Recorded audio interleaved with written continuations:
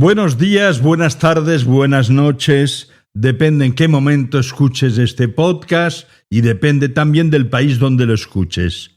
En todos los casos, bienvenidos.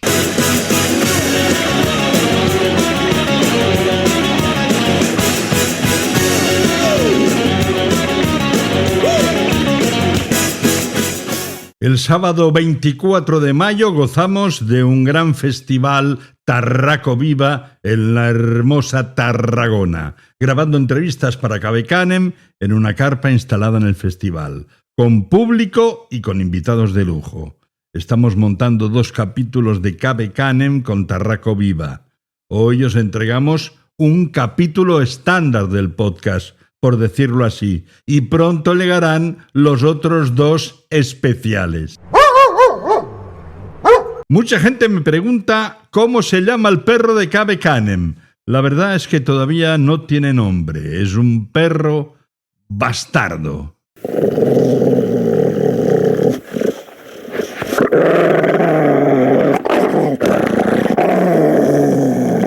Vaya, ahora se ha mosqueado. Tenemos que ponerle un nombre. O lo ponemos entre todos o lo pongo yo.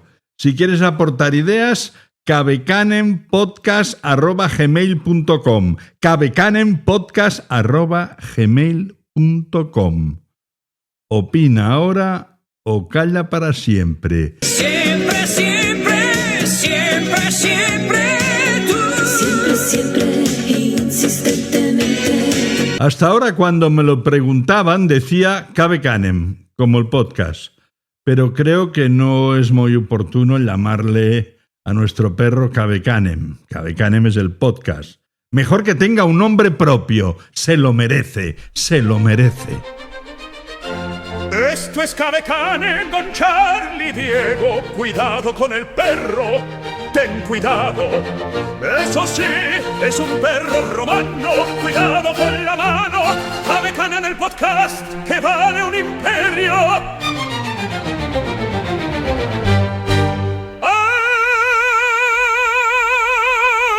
Cabe Canem el podcast que vale un imperio.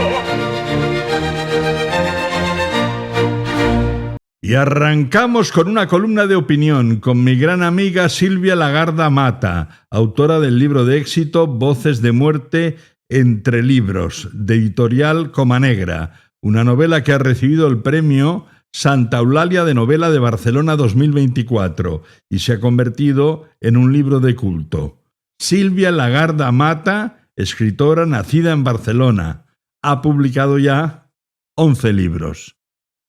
Yo me aficioné al mundo romano de pequeña, leyendo aquellos tebeos del Jabato, de Víctor Mora, donde salía luciendo musculatura, defendiendo Cataluña, que entonces todavía no era Cataluña, contra el invasor, aunque él tenía una novia que lo era de romana, Claudia. Y por supuesto Astérix y Obélix, que vivían en aquella aldea poblada por irreducibles galos y se pasaban todo el tiempo repartiendo tortazos a los romanos, cuando no estaban comiendo jabalí.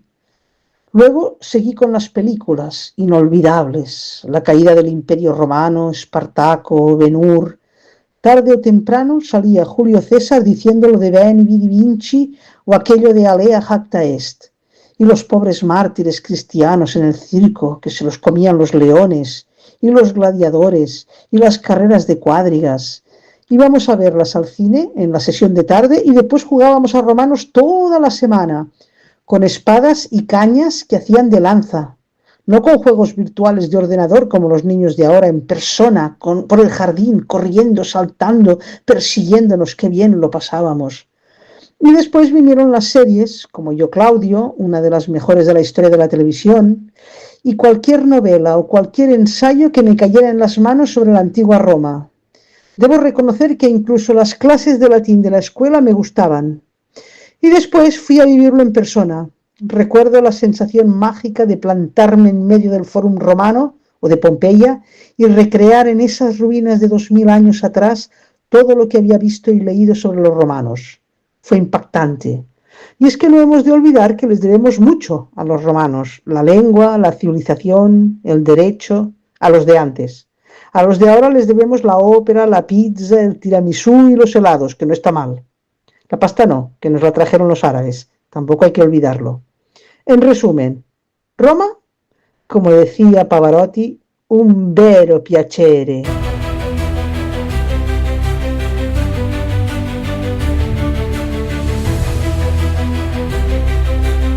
Patricia, cuando tú quieras.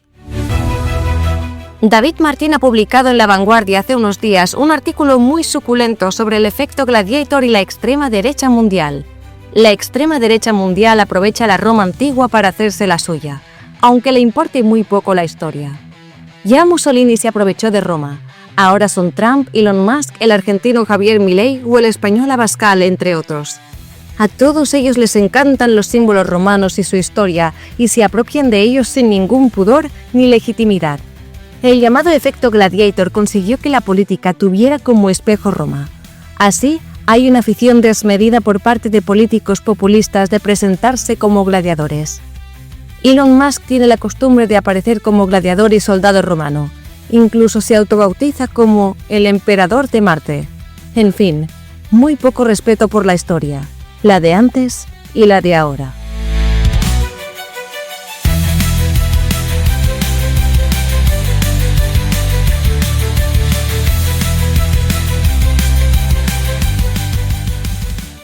Bueno, no es por decirlo, pero a la que pueda le quito el puesto de narradora a Patricia Violan. Yo tengo mucha experiencia, no tanto en narrar, sino en quitar puestos.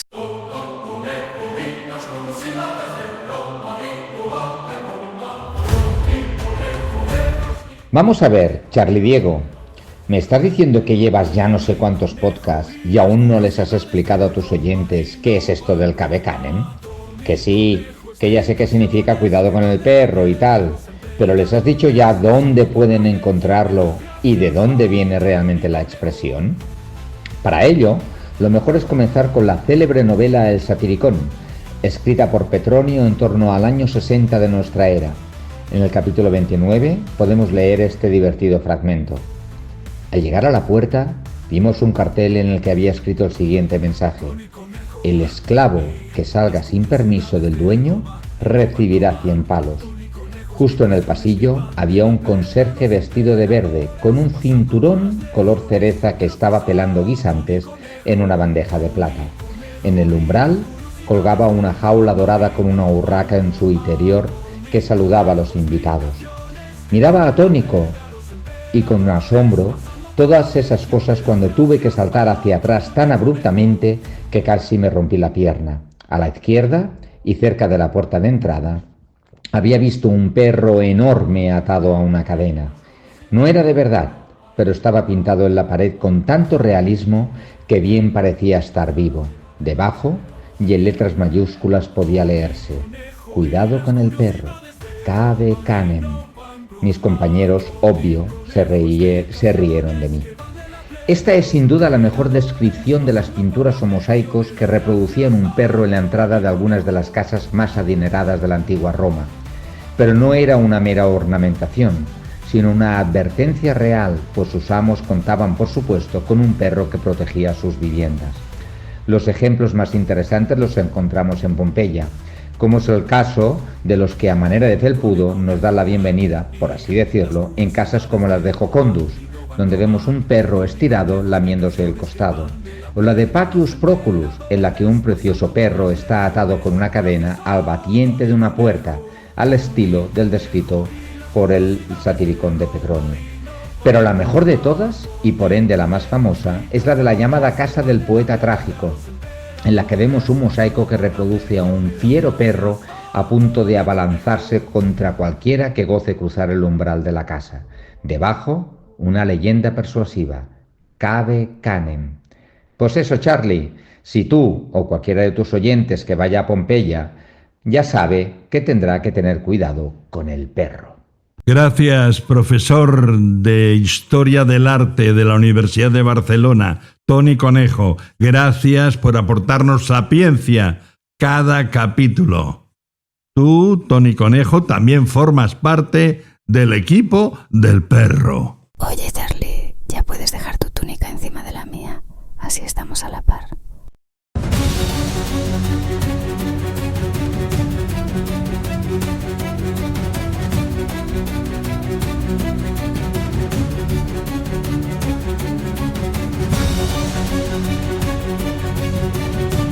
Federico Romero es un tipo afable y muy amante de Roma.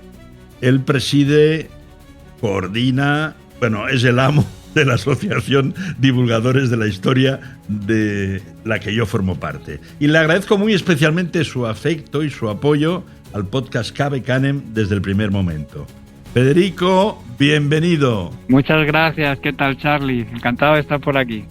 Eres el creador de un portal, Historia y Roma Antigua, que tiene más seguidores que el Real Madrid. Querías decir, ¿no? No tantos. Bueno, tienes no tantos. Tienes más de 400.000, es un lujo. Oye, permíteme la pregunta que todo el mundo te formula y que yo no me he resistido a no hacértela. ¿Por qué Roma, Federico, atrapa tanto 2000 años después? Y tú, que conste, estás muy atrapado. Totalmente atrapado. Bueno, pues yo creo que Roma le gusta mucho a la gente porque nos identificamos en muchos de sus aspectos, ¿no? Y rápidamente nos vemos como herederos de esa cultura y ese mundo de la antigua Roma, ¿no? En cosas tan insospechadas como no solo el idioma o el derecho, sino la comida, la costumbre de dormirse de la siesta o la de relacionarnos con los demás. Somos romanos en muchísimos aspectos. Unos romanos evolucionados, unos romanos 2.0, pero al fin y al cabo romanos, ¿no? Sí. Federico, ¿hay relevo? Me explico. ¿Los jóvenes también se entusiasman tanto con Roma o es cosa de los seniors? Yo creo que sí, que esto es una cosa que no tiene remedio y que es un virus que afecta por igual a todas las edades. Yo ya voy teniendo canas, pero veo que por detrás viene mucha gente joven que sigue muy fascinada y que hace las cosas muy bien, ¿no? En el tema de la divulgación de la antigua Roma. Tu libro va de bárbaros. Una pregunta un poco estúpida. ¿Los bárbaros eran tan bárbaros como los pintan? Pues absolutamente no. La realidad suele ser bastante compleja, ¿no? Y en el caso de los bárbaros y su relación con Roma, pues nos encontramos con ese panorama, ¿no? Había un poquito de todo. Había bárbaros que mantenían una relación violenta con el imperio, por decirlo así, basada en la fuerza de cada uno de los dos en un momento determinado, y otros que pasaron a formar parte de ese imperio y a servir en él y a dedicarle sus vidas, aunque en muchos casos luego no tuvieran la recompensa adecuada por parte de ese imperio, ¿no? Vamos a aprovechar tu capacidad de divulgador histórico. ¿Los bárbaros de qué zonas europeas procedían? Haznos el mapa. Bueno, pues imaginaos, ¿no? El Imperio Romano ocupaba 3 continentes. Pues sus fines eran muy amplios. Pues de esas fronteras en los 3 continentes, en África, en Asia y en Europa, en la frontera renano-danubiana, en la frontera africana y la frontera asiática, de ahí provenían, de esos pueblos provenían los bárbaros, ¿no? Estoy hablando en cuanto al Rin, pues de francos, haciendo un repaso muy rápido, ¿no? De francos, alamanes, burgundios, y seguimos descendiendo, hablamos de sármatas, godos sobre todo, alanos, posteriormente llegan los hunos, que son como una bomba atómica y hacen explotar todo el delicado equilibrio que el Imperio Romano se había esforzado por mantener durante décadas, ¿no? Sí. En el este están los persas, están los armenios, están los árabes, y en África tenemos a las diferentes tribus bereberes, ¿no? Pues sí que hay pueblos básicamente bárbaros. Ese es el universo. Ya. Claro, porque el Imperio Romano era un imperio universal, ¿no? Y muy complicado territorialmente hablando. De hecho, la gran parte de su presupuesto se le iba a mantener esas fronteras. Tu libro En defensa de Roma, que acaba de salir, publicado por la Esfera de los Libros, de título contundente, trata de los bárbaros que se incorporan al ejército romano en los siglos IV y V después de Cristo. Una de tus tesis en este ensayo, hay más de una, es que los romanos no fueron justos con ellos, ¿no? Bueno, en línea hubo un poco de todo, ¿no? Y estamos hablando de trayectorias, por ejemplo, solo para el siglo IV de más de 60. O sea, conocemos de una manera bastante pormenorizada la trayectoria de más de 70 personas, datos oficiales fundamentalmente, que sirvieron al imperio, ¿no? Y hubo un poquito de todo, pero por ejemplo, son muchos los casos de estos bárbaros pues que acabaron de una manera trágica sin que su servicio fuera agradecido convenientemente, ¿no? Estoy pensando, por ejemplo, en el pobre de Estilicón, ¿no? Descendiente de padre bárbaro, que mantuvo el régimen, un régimen romano durante la primera parte del siglo V, desde el 395 hasta su asesinato en el 408, y que bueno, pues que como trató de implicar a la riquísima aristocracia senatorial romana en el mantenimiento de un imperio que les había hecho inmensamente ricos, porque fue la clase más rica que ha habido a lo largo de toda la historia, Sí. pues eso al final lo que le costó es que patrocinara una conspiración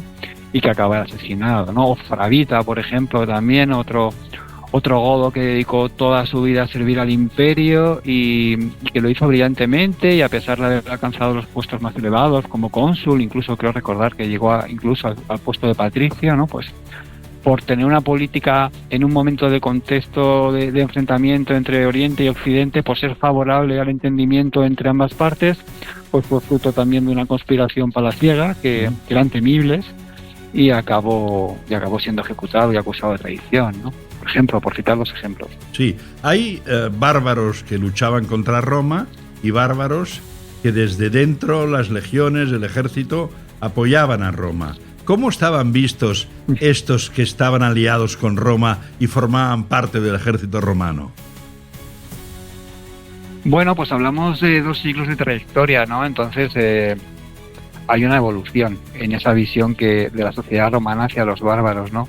Inicialmente los romanos tradicionales, los que tenían varios apellidos romanos de toda la vida del Señor, pues tenían la visión tradicional de que el bárbaro debía estar sometido era un ser salvaje, ambicioso, codicioso, incapaz de someterse a la convivencia y a la civilización, y que al fin y al cabo lo que tenía que estar era sometido, ¿no? a la bota, a la sandalia, a la caligare del romano, que era el representante de la civilización, la organización, la disciplina, la renuncia, ¿no?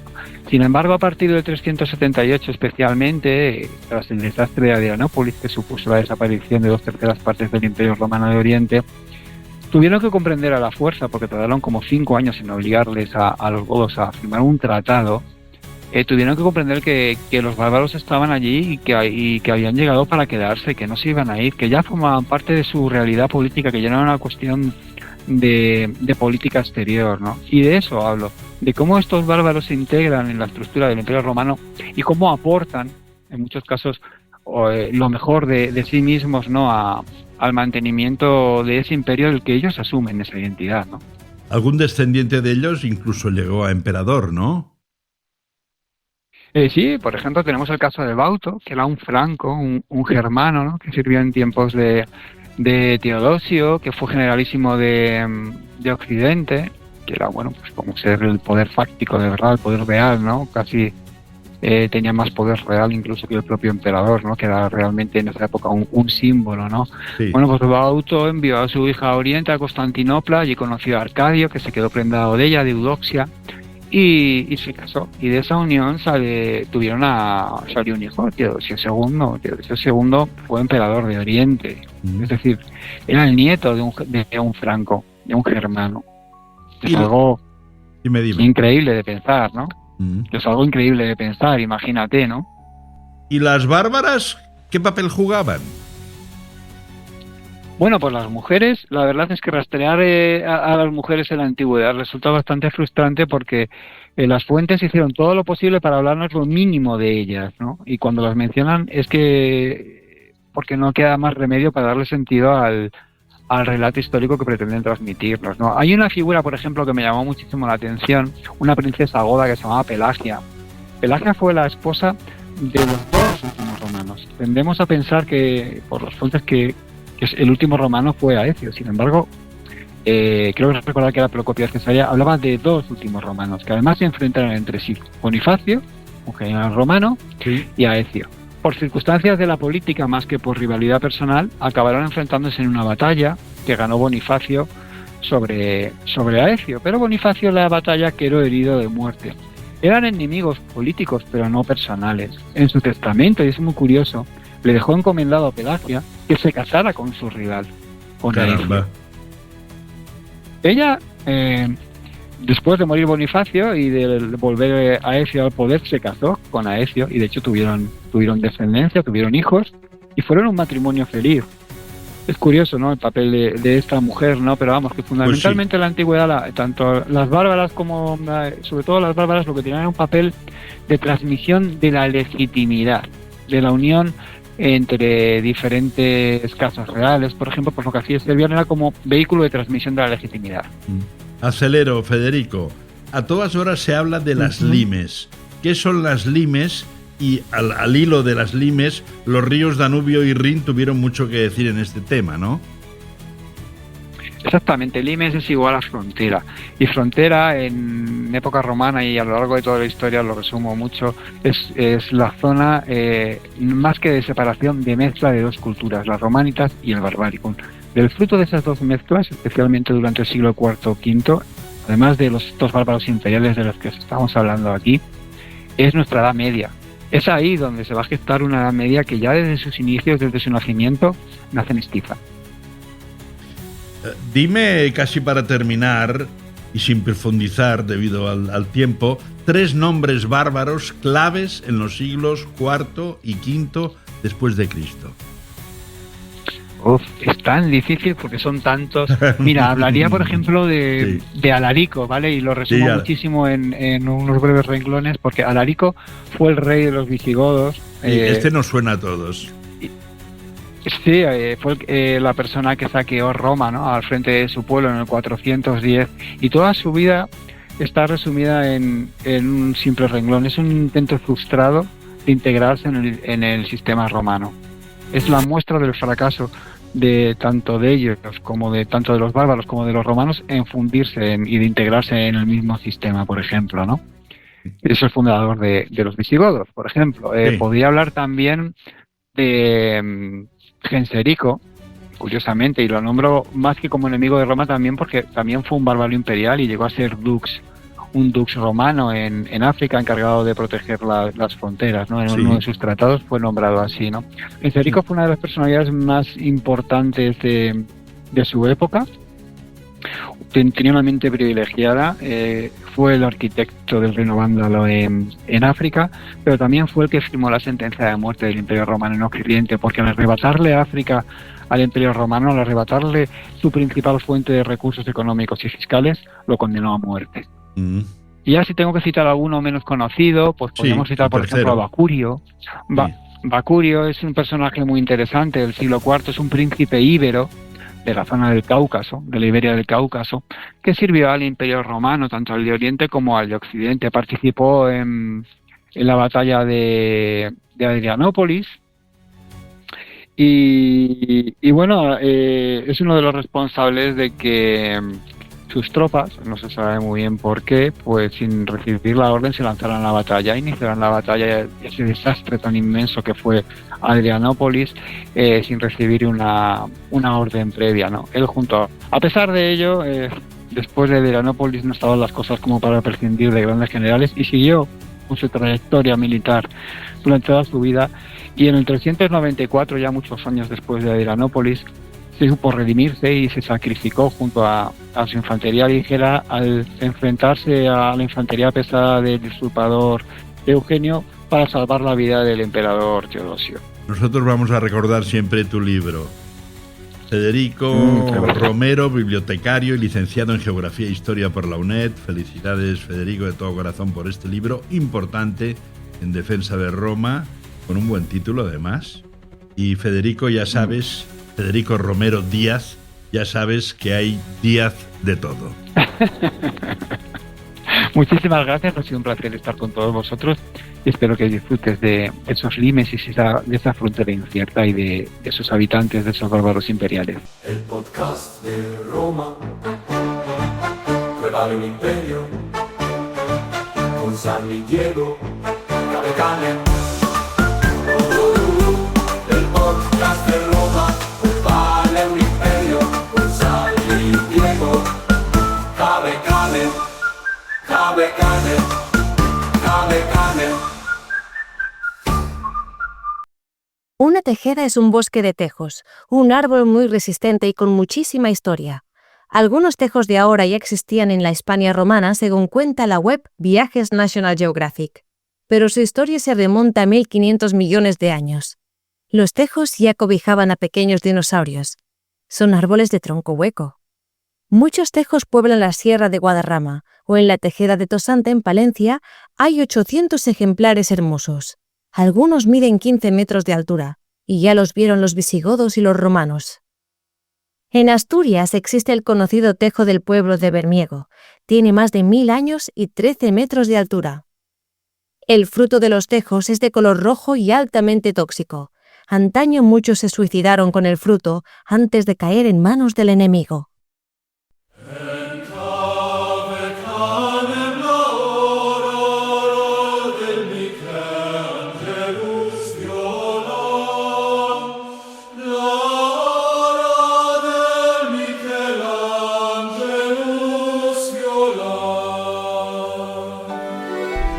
Hic et nunc.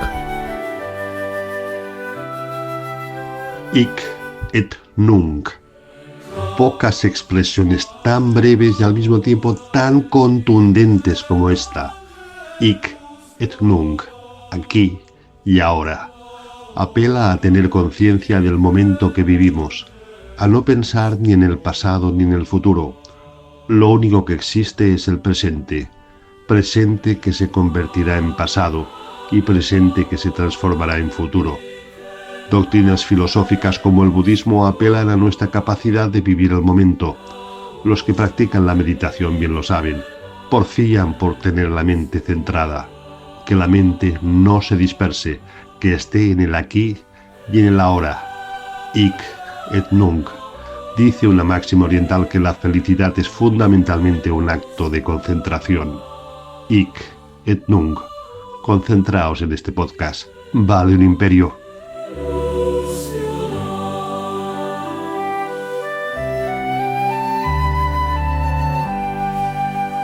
Este podcast me gusta tanto. Es que tiene una manera tan fresca de comunicar la Roma antigua. De verdad, el podcast Roma Eterna me encanta. ¿A esta crack quién la ha fichado? ¿Que la he fichado yo? Ah, ¿y qué más?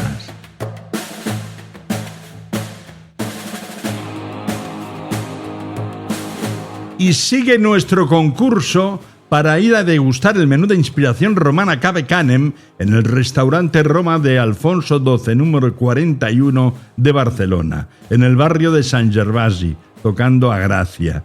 De momento, todos los concursantes que han ido cuentan maravillas de la comida y del trato. Adonais García ya ha estado en el restaurante con su marido y nos cuenta que...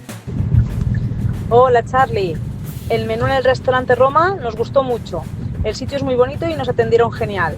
La verdad, fue muy completo y todo muy variado. Podría destacar el pollo guisado a la cerveza, que estaba muy bueno. Íbamos pensando que saldríamos con hambre y nos quedamos bastante saciados. La verdad que con ganas de volver a probar otros platos de la carta. Gracias por todo y enhorabuena otra vez por el podcast. Ave Crema. Para participar hay que contar simplemente qué es lo que más te agrada del podcast y enviar tu respuesta al email cavecanempodcast@gmail.com. Repito como las natillas, cavecanempodcast@gmail.com. Cavecanem con V de Valencia. No seáis brutos, no seáis brutas. Cavecanem con V de Valencia. O de Bilbao. Ah, no. Bilbao no. Si no te gusta algo, pues también lo puedes decir, pero es optativo, ¿eh? Concurso Cavecanem, espabila y sé uno de los próximos ganadores. Entre todas las respuestas escoge al azar una. Hazlo ya y no te andes por las ramas, que si lo haré mañana, que si ahora no, que si me duele el callo, que si voy a tomarme una horchata. En fin, hacedlo ahora y dejaros de historias. Para historias, las de Roma.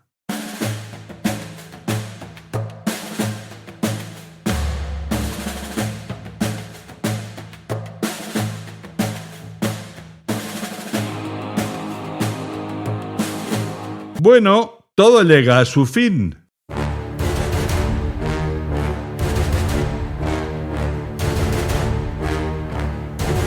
Saludos de Patricia Violán, Toni Conejo, Miguel Ángel Violán, Ricardo Valezzi y Charlie Diego. El último que apague la antorcha. ¡Oye! apágala bien, apaga bien la antorcha, que vas a provocar un incendio con la cortina. ¡Hombre! ¡Hombre!